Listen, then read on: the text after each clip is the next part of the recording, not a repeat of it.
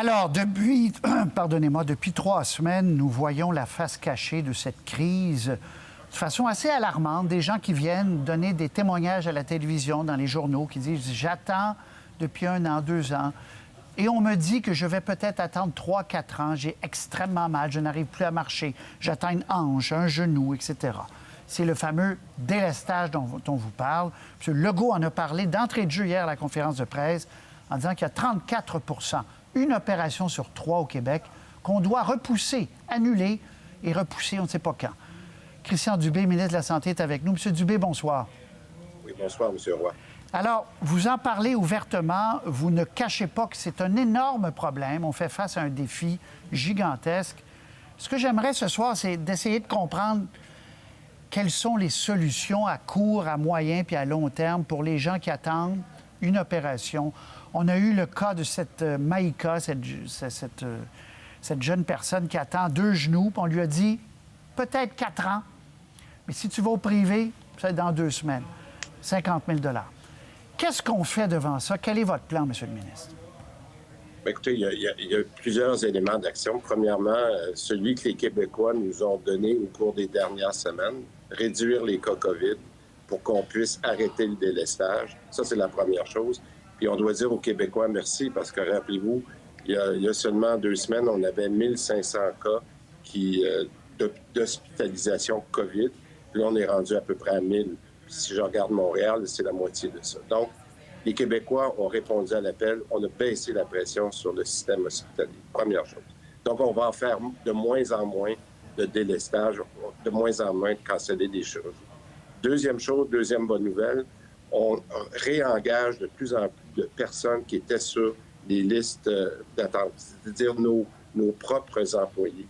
Depuis 2 semaines, 1600 infirmiers, infirmières, personnels du réseau de la santé sont sortis de leur convalescence. Est-ce que c'est une combinaison de vaccination? On a quand même vacciné plus de 150 000 personnes de notre personnel de la santé. Donc, les gens reviennent. 1600 personnes, c'est important. Alors, ça, c'est la première chose. La deuxième chose. La troisième chose, c'est l'utilisation des cliniques privées. Bon. On a, depuis à peu près 6 mois, signé une vingtaine d'ententes. Puis ça, là, on peut dire merci à la COVID, là, si on peut dire ça. Il y avait beaucoup de réactions négatives de la part de la population, des oppositions, à ce qu'on aille au privé pour aller chercher des cliniques. On a signé 22 ententes. Aujourd'hui, là, dans la région de Montréal, j'aurais encore plus de délestage de l'ordre d'à peu près 10 si je n'avais pas les ententes avec les cliniques privées. Donc, c'est une foule de mesures comme ça qui vont faire qu'un jour, on va être capable de retourner à la normale.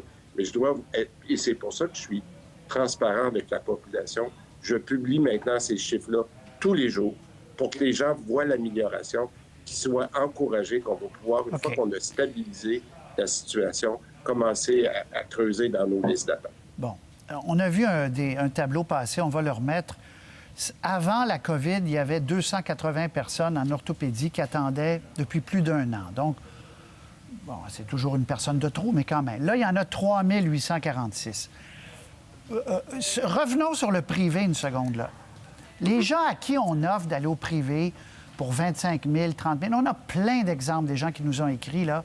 Les gens nous disent, mon médecin me dit, tu vas au privé, puis si tu as 25 ou 50 000, d'ici 1 mois, je peux t'opérer, mais au public, ça peut prendre 4 ans. Comment on fait pour réconcilier ça? Pourquoi vous ne prenez pas la facture qui aille au privé, puis payer? Bien, écoutez, on la prend déjà, là. Non, mais pour ces gens-là, comme pour Maïka, là, vous ne l'avez pas pris parce qu'elle a fait du sociofinancement, puis elle va se payer son privé, mais est-ce que vous pouvez prendre tous les cas très urgents puis les envoyer d'ici quelques mois au privé? Alors, comme je vous expliquais, M. Roy, la première chose que je devais faire, c'est m'assurer qu'on stabilisait notre système. Parce que là, on augmentait la liste d'attente. Maintenant, avec le plan qu'on a fait, moi, je suis capable de signer encore d'autres ententes avec les cliniques privées. On va le faire. Je vous le dis, là, ce qui est urgent là, en ce moment, on le fait. Puis on va en faire encore plus parce qu'au besoin, mais je ne peux pas faire. C'est-à-dire, je ne veux pas vous contredire, M. le ministre, mais les orthopédistes sont venus nous dire de toutes les façons possibles qu'il y avait des cas très urgents qu'on ne faisait pas. Quelqu'un qui ne marche plus, qui a besoin de 2 hanches, c'est un cas urgent, on va s'entendre? C'est un cas urgent, mais je vous le dis, les cas urgents, en fait, on pourrait discuter chaque cas d'espèce, là, mais moi, je vous dis, comme principe, les cas urgents, on les fait. On va signer encore plus d'ententes avec le privé pour être capable d'en faire encore plus, mais on avait besoin de stabiliser notre système, puis on va continuer à le faire. Écoutez, on est dans une... Ça, là, des fois, ça me fait penser un peu aux cas d'hôpitaux de guerre. On a eu à faire d'énormes changements au cours des derniers mois. On va continuer de les faire, mais je vous le dis, il y a une amélioration, puis les gens vont le voir parce qu'on va publier les statistiques. On n'a pas avantage à cacher ça, là. On va être excessivement transparent. Bon, mais je vais vous le dire pour la dernière fois, mais c'est pas un cas ici et là. On a, puis notre collègue David Gentile, puis les médecins à qui on parle, il y a, Monsieur le ministre, beaucoup de cas considérés urgents en orthopédie qui ne sont pas opérés, à qui on dit aujourd'hui, j'avais le chirurgien en entrevue la semaine dernière, à qui on dit aujourd'hui, je peux même plus vous donner d'année, je ne le sais pas, quand je pourrais avoir. Alors, je comprends que ce n'est pas de votre faute, il y a eu la pandémie, mais est-ce qu'on ne pourrait pas, ce que vous aviez fait il y a quelques mois, dire, pour attirer des infirmières dans les blocs opératoires puis du personnel, dire, on double pour 6 mois les salaires. On va chercher des primes extraordinaires pour ce personnel-là pour regarnir les salles d'opération, parce que ce n'est pas les salles qui manquent, c'est le personnel. Bien, regardez, si j'avais le personnel pour le faire, M. Roy, là, on le ferait. Le personnel, il ne pousse pas, là. Je vous dis, la meilleure nouvelle qu'on a eue dans les dernières semaines, c'est qu'on a récupéré 1600 personnes qui étaient sur les listes de maladies, qui étaient reliées au COVID, absence, peu importe. Donc, la vaccination commence à faire son effet dans le personnel. Alors donc, je vous le dis, on va être capable, parce que c'est beau avoir le médecin, c'est beau avoir la salle, mais si j'ai pas d'infirmière pour assister aux chirurgies, ça marche pas. Alors, le personnel, il pousse pas dans les arbres. Alors, c'est bien beau dire d'aller dans le privé, mais ça prend des infirmières. Et si le privé n'a pas les infirmières, ils viennent faire du maraudage dans le système public. Écoutez, là, ça se crée pas, ça. Alors, en ce moment... Mais vous ne pensez pas que s'il y avait comme une prime, appelons-la la prime Dubé, là, une prime pour 6, 7, 8 mois, que vous dites, moi, là, je vais signer le chèque, je vais vous envoyer le double de votre salaire, mesdames, messieurs, infirmiers, infirmières, en bloc opératoire, puis on va faire une opération collective pour opérer ce monde-là à triple vitesse? Bien, regardez, il y a une foule d'actions. Je vous en donnais 3 tout à l'heure. Je vais vous en rajouter une 4e. C'est l'ensemble de ces solutions-là qui vont finir par régler notre problème. On a offert aux infirmières qui étaient au DEC bac, qu'on appelle, là, qui ont fait leur DEC, qui sont en train de faire un bac en ajout. On a offert à 2000 infirmières de dire, arrêtez votre formation pendant une session, on va vous donner une bourse, vous allez être payé. On a 500 quelques infirmières qui ont accepté ça. Ils viennent de rentrer dans le système. Alors, quand vous ajoutez tout ça, bien oui, je vais avoir du personnel pour supporter les chirurgiens et les salles. Mais ça ne se fait pas en criant ciseaux. Alors, la prime du B, on y viendra, là, mais je veux juste vous dire qu'on a une foule d'actions pour travailler là-dessus en ce moment. OK. Donc, prime, c'est une mauvaise idée. Là. C'est pas pour être... Vous dites, ceux qui doivent travailler, ils sont soit déjà là, soit malades. Vous semblez dire que ça ne changerait pas grand-chose parce qu'on l'a fait pour d'autres postes, puis ça a marché, là. Bien, écoutez, on l'a fait pour les préposés en CHSLD. L'enjeu avec les préposés, ça nous a pris 3 mois à former 6 000. Former une infirmière, ça prend 3-4 ans. Alors, c'est pour ça que je vous dis, c'est pas qu'on veut pas, mais il y a une façon de le faire correctement. Puis surtout quand on va en chirurgie, ça prend des infirmiers, infirmières qui sont spécialisés et qui ont l'expérience pour ça. Alors, vous dites quoi aux gens qui attendent à la maison une chirurgie orthopédique, qui souffrent? Vous leur dites, bien, écoutez, c'est plate, on fait l'impossible. On fait l'impossible, mais il n'y aura pas de miracle. C'est un peu ça qu'on dit. Non, c'est pas ça que je dis. J'ai beaucoup d'empathie parce que j'en connais personnellement. On en connaît tous des gens qui sont dans la situation dont vous parlez, M. Roy. J'ai beaucoup d'empathie. Moi, ce que j'avais comme responsabilité il y a quelques semaines, c'était d'avertir les gens et de dire « Aidez-nous à protéger le système ». Les Québécois ont répondu « Première étape de fait ». Moi, là, j'ai une foule d'actions que je viens de vous nommer, j'ai retenu, mais j'en ai d'autres. On va trouver des façons. Puis s'il faut aller encore plus dans le privé, n'en déplaise à certains partis de l'opposition, on va le faire parce que ça fonctionne. On a déjà une amélioration de 10-12 % à Montréal. On va continuer à le faire.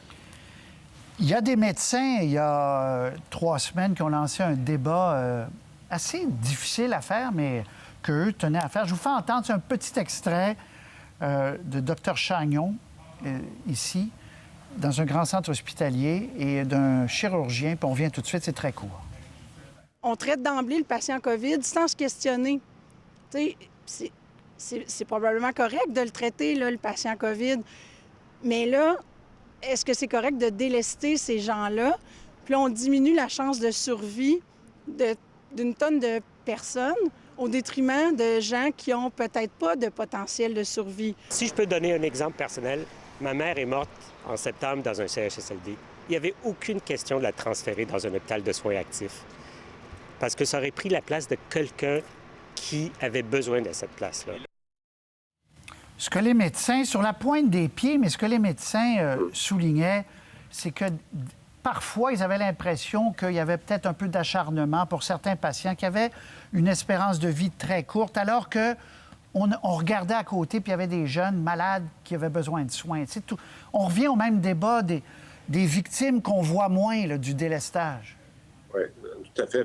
Puis, mais écoutez, M. Roy, je pense qu'une chose qu'on a réglée, je remercie encore la population, c'est qu'il y a 2-3 semaines, là, à 1500 hospitalisations, puis à peu près un petit peu plus que 1000 à Montréal, il y avait ces choix de priorisation qui s'en venaient, là, où on devait choisir entre un patient COVID ou entre 2 patients COVID. On a été capable d'éliminer cette situation d'urgence-là. Alors donc, ça, c'est la bonne nouvelle. J'espère qu'on ne retournera pas là, puis c'est pour ça qu'il faut déconfiner avec prudence. Je veux juste dire ça pour ce soir. Oui, puis déconfiner prudemment, bien, on l'a vu hier, c'est par étapes. M. Dubé, combien de temps ça va nous prendre collectivement pour reprendre le retard là, de toutes ces listes, de tous ces gens qui attendent? Je ne vais pas donner de date tout de suite parce que je suis encore dans la stabilisation puis des alternatives, des options que je vous ai expliquées tout à l'heure. Je pense que c'est toujours difficile de faire un plan quand on est en situation de crise pour être capable d'être précis. Moi, je suis très heureux d'avoir stabilisé, que toutes nos équipes ont stabilisé la situation. Elle doit rester comme ça. D'ici quelques semaines, je pense que quand je vais avoir additionné le personnel qui revient, bien, tout ce qu'on a discuté avec nos auditeurs depuis quelques minutes, je pense qu'on va être en mesure de dire mais ça ne sera pas partout pareil. C'est pas partout dans les régions. C'est pas toutes les spécialités qui sont frappées de la même façon. Moi, maintenant, j'ai des systèmes là, de tableau de bord qui me donnent toute cette information-là. Je suis capable de discuter avec Dr O'Patterney. Je pense qu'on est capable de faire. Mais j'aimerais vous demander un service. Oui, oui. Okay? C'est bon, j'allais vous en demander un, vous aussi, mais allez-y. Ah bien, allez-y. Moi, je... Non, mais j'allais vous demander un service de parler, parce que puis votre sous-ministre, tout le monde dit, est extraordinaire, puis je ne mets absolument pas ça en doute, mais parlez au président de la Fédération des orthopédistes, puis dites-lui, faites un accord avec lui. Les cas très, très urgents là, qui arrivent, je parle des très urgents. Je parle pas de quelqu'un qui peut attendre un peu avec une douleur. Ça va, on comprend, on est un peu en guerre. Très bien. Mais les très urgents, dites-lui, envoyez-moi la liste, puis si vous pouvez, arranger ça, parce que collectivement, ces gens-là ont payé des impôts. Ces gens-là ont le droit d'être traités. Bien, je vous l'ai dit, j'ai beaucoup d'empathie pour ça, puis je suis certain que demain, je vais en parler avec le docteur O'Patterney, parce que s'il y a des situations que je ne suis pas au courant, là, on parle de 140 000 situations à regarder. Je vous dis, je prends l'engagement que je vais le faire. Mais moi, maintenant que j'arrive... Oui, allez-y. Donc, moi, je vous en pose une pour les Québécois qui vous regardent tous les soirs. J'aimerais demander aux gens d'aller se faire tester.